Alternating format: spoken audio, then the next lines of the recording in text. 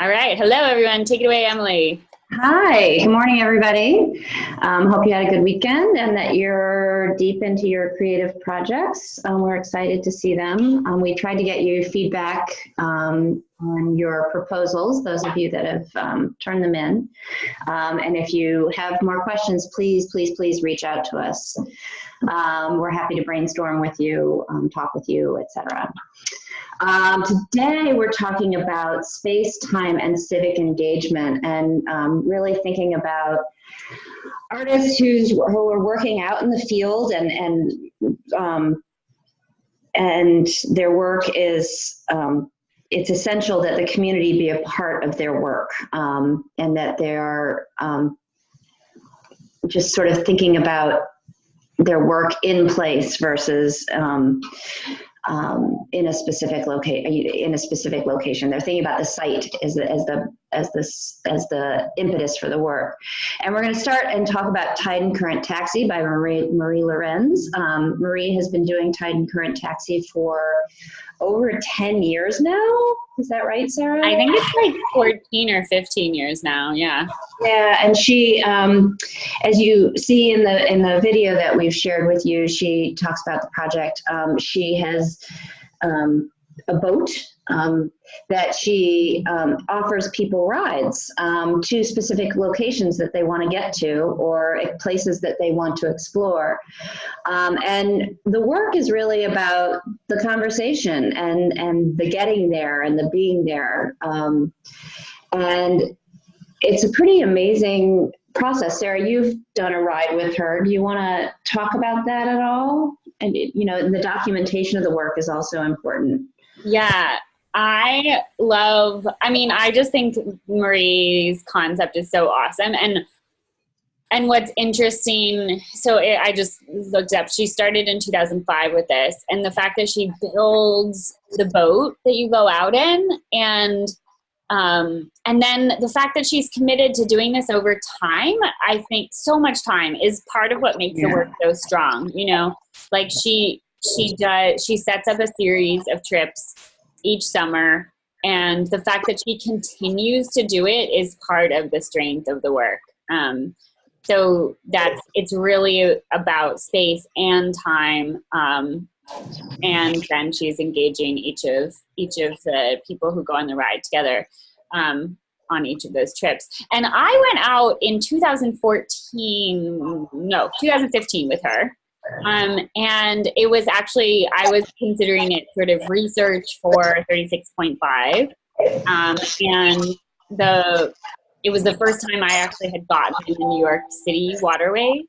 Was on that trip, and we saw this part of Long Island City that was an awesome mess of a jungle on the water's edge, and now it's been completely transformed. I actually went back there this summer, and I texted Marie because I was like, oh my God, is this where we got in the water? And she was like, yes. And so seeing that transformation was really crazy 4 years later.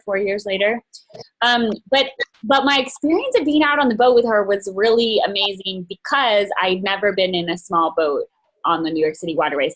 At that time, the ferries weren't running either. So it was actually my first kind of real experience, I think, of maybe I'd been on a ferry, I don't know, I never did one of those tourist rides. So I really had this feeling of being this small little person in the middle of the water and so much space around me, which just doesn't happen in New York City very often. So I had a pretty profound experience. And then I loved the way that Marie documented the trip and showed it up. And I think it's a really good example for you guys of how if you take pictures and tell a story of what happened, how she does that in an artful way. She's making very clear aesthetic choices about what story she tells and how she writes about what happened. So I think if you're interested in the in sort of that a sort of narrative form of final form of your work and your process, that Marie is a great example to look at. Just to add, you've sparked a couple of things for me in that, in the documentation, also the inclusion of her father in many of the videos and him singing. And it's just, she has, I think through the project, conveys a spirit of belonging and ownership on the water, which it goes back to your point about being in a small boat. And, you know, the water, New York City waterways belong to all of us, not just the ferry companies or the shipping or barge companies. It's really, it's open space, and we all can use it. We all want to be careful in how we use it, but I think that the spirit that she is conveying in the work is really important. And that sort of leads into not that I want to cut Marie's discussion short, but it leads into discussion about Mare Liberum, who is a collaborative based in Gowanus in Brooklyn. And they have it's a collaborative group of artists and who have been working together for a very long time, who do boat building. Actually, they're very much into open source. So they publish on broadsides, which are fantastic, how to build a boat. And what I find really funny about the whole thing is you're part of the instructions for building their boats is you go to REI, you buy a boat, you bring it back to your studio, you use it as a mold basically, and then you return the boat to REI, which I think is pretty incredible. But they've built several different types of boats. But the idea is to be able to, again, the Mare Liberum translates from the Latin as to the free seas, and it really is. Water is open source; it's ours. And I think both Mare Liberum and Marie really bring that to the surface in their work, which is really important. More about Mare both Marie Lorenz and Mare Liberum had installations as part of the Works on Water exhibition. Marie, we asked her to, she did a series of trips. As Sarah was saying, every summer she schedules a series of trips.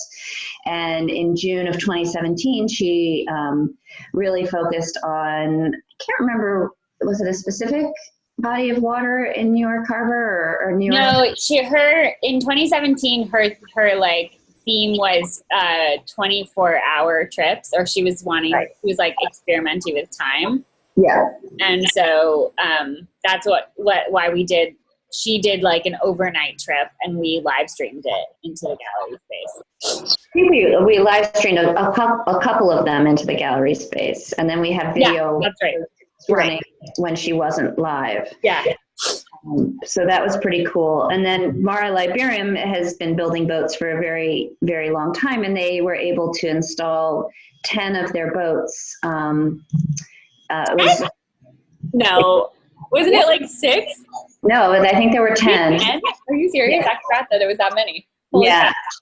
And they installed them in a really beautiful way, sort of floating above the floor in the gallery space. And then they did a wall of their broadsides. So it was really cool to see these boats as an installation come together. It was something that they hadn't been able to do before. And it was really cool to have it as part of our space. And you could walk underneath them and around them and sort of see they even use some of their broadsides on the boats. Like you can see and there's writing on the boats, and they're really beautiful works of art as objects, but hung together, tell a great story about all the work that they've done by inviting the community to come help them build boats and use the boats, go out on boat trips, and they document the boat trips as well. So it's an incredible collaborative, and we look forward to hearing your responses about them. Anything else you want to say about Marie or Mare Liberum, Sarah? No, I think, with boats, they're clearly working on the water. And I think there's a lot of works that relate to seafaring and boat, like a lot of there's a lot of boat-based water art, and it's like reminds me of like Bas Jan Aarde, this Dutch guy who built a boat many years ago too. So I think there's a whole like realm, kind of sub-arm of work that happens with boats, and I think it's a really interesting. I know at least one of our students in this class said she has grown up with a boat, and I think that there's a bunch of works that could be exciting for to look at. Yeah. Next up, we want to talk briefly about Jackie Bruckner and the Fargo project. Fargo is landlocked, and kind of an interesting project where the project that she was working on there is basically a waste, not a stormwater basin that fills during peak events or rain events, and it's a large space in the center of Fargo, and there was a concern about how to use this space. You know, the community wanted to use this space, but it often filled with water because of rain, and this is something that Jackie was very concerned about in many places. I worked with her on a project on the Mississippi River, about 12 miles north of the Arch at North Riverfront Park, and it was a similar situation where we had a park that often flooded because of the high waters in the Mississippi. And you know, she was really interested in adaptability and thinking about how to use space, no matter what state it's in, you know, to really be able to plan for change. And so if you watch Jackie's TED Talk, which I highly recommend, and it's part of our assignment. You're required to do so? Required to do so. Jackie has been an inspiration for me for many, many years. And again, just thinking about how to use space as it changes, I think is really the point and plan for change is really the point that I want to get across with Jackie's work. And really also, I think the other really important aspect of Jackie's work is she was a true believer that designing space, designing artworks couldn't be possible unless the community was involved. She was a very firm believer in creative agency and engaging the community to such a deep level that the artwork that resulted from her projects was really created by the community. And understanding that once they started to design an artwork, they could become much more deeply involved in civic issues and understanding their role in the civic process. So her work was often just a starting point for engaging communities in policy dialogue. The other thing that Jackie is really well known for is creating biosculptures, and she talks about that in the TED Talk video also, where she created these forms, these sculptural forms that could then help to clean water.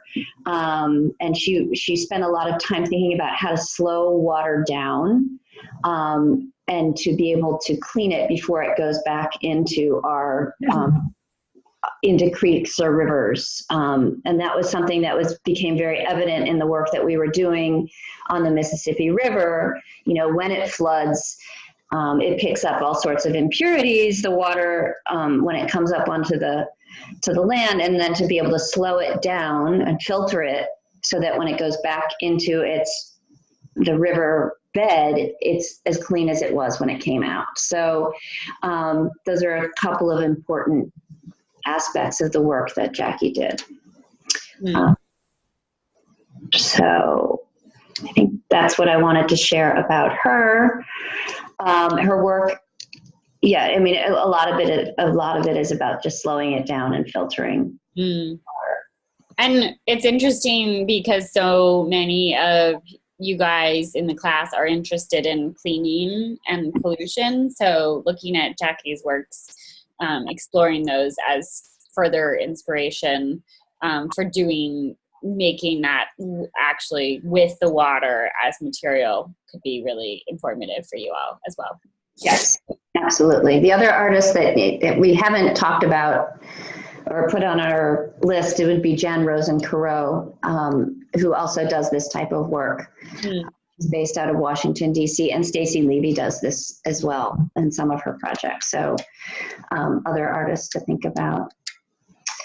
Lastly, I know we're going through this rather quickly, but nobody joined us today, so we're happy to just sort of run through these as things to think about. Mary Ellen Strom and the work that she's been doing in Montana through Mountain Time Arts.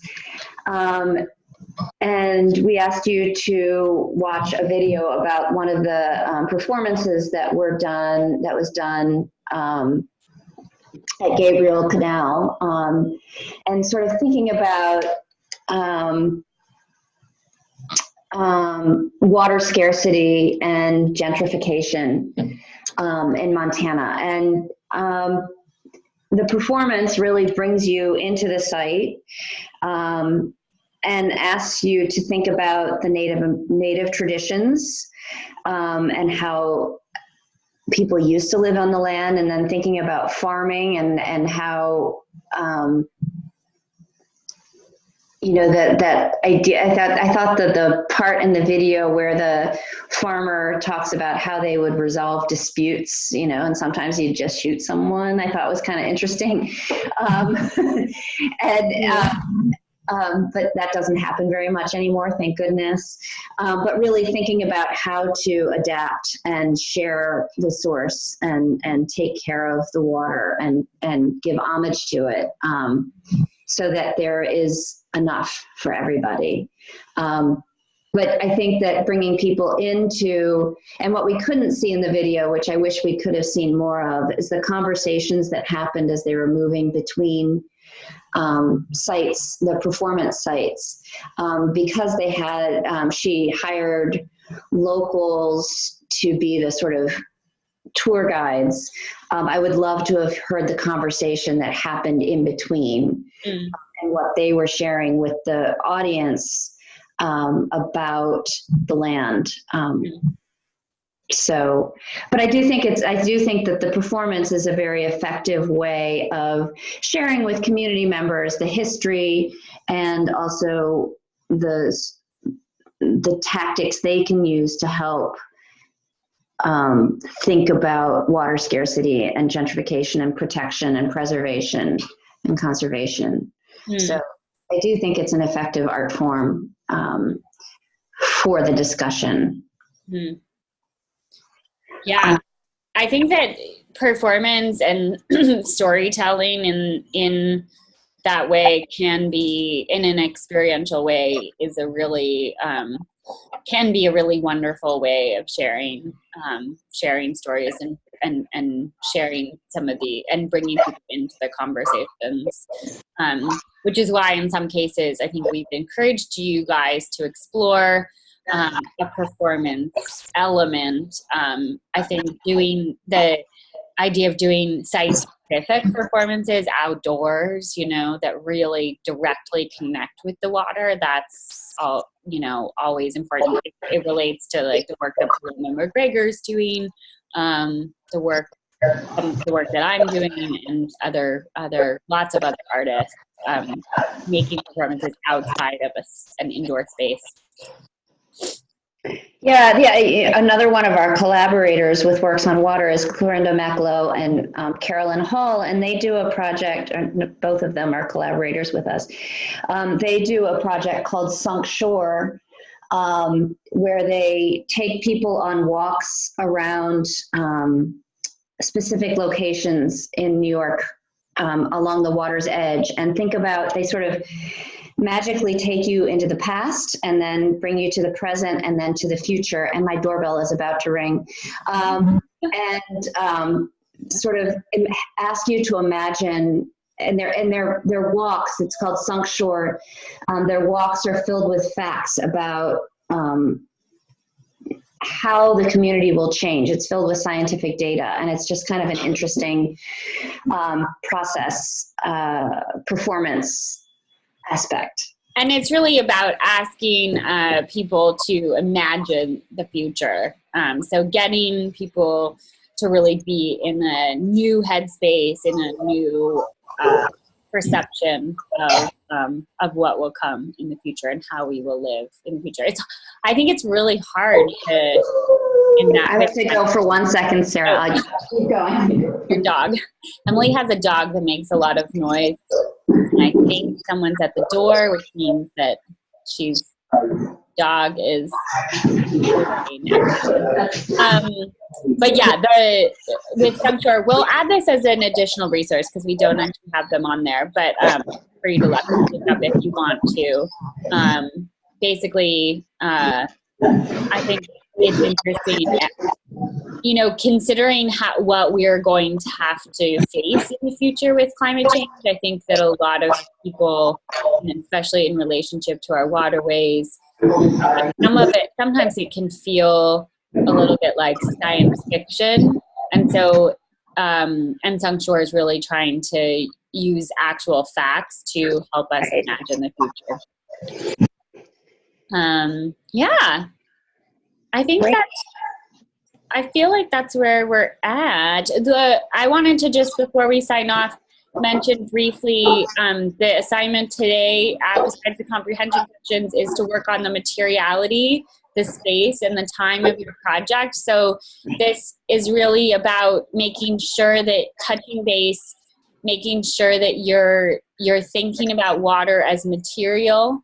So how are you incorporating water into your project directly? Are you working on in with the water? That's really important for the criteria of making a work on water.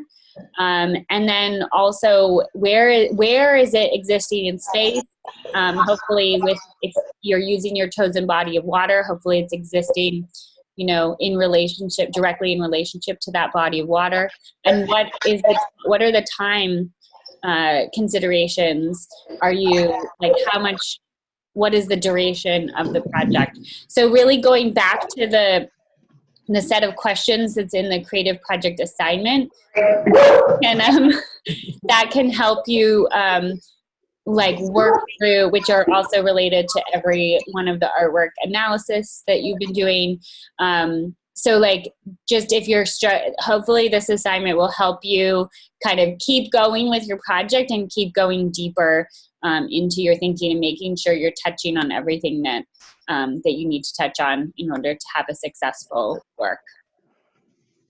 Yeah? Yeah, I think that's great. Yeah. Yeah. Thank you for that. Yeah. And one more thing I just want to mention, that in the project description that we're asking you to come up with at the end of for when you turn in your actual project. I think we're going to be online again on Wednesday, right? So there's a final chance to check in if you're struggling with your project. But just make sure that your project descriptions are really actually, that you're being concise with your language. Consider this like a thing that like a piece of wall text, that if your work was being put in a museum, it would need to be as concise and clear as possible. So you want to take out any unnecessary words or things that are like, oh, I'm thinking about doing this, blah, blah, blah. No, make a decision, make a choice, and try to really work on your language. Let someone else read it. Make sure that they understand what you're doing, and that it feels like you're able to turn that in as a final form. I know so far we've just seen drafts, but that's kind of an overall thing that I noticed in looking at some of the descriptions, was the need for that final touch writing. Yeah. Writing. Yeah. That's good advice. Okay. Great. Anything else before we sign off? I think we covered it. Do we want to talk a little bit about, a lot of you are dealing with sort of pollution, and I just want you to go a little deeper than doing a cleanup on the site.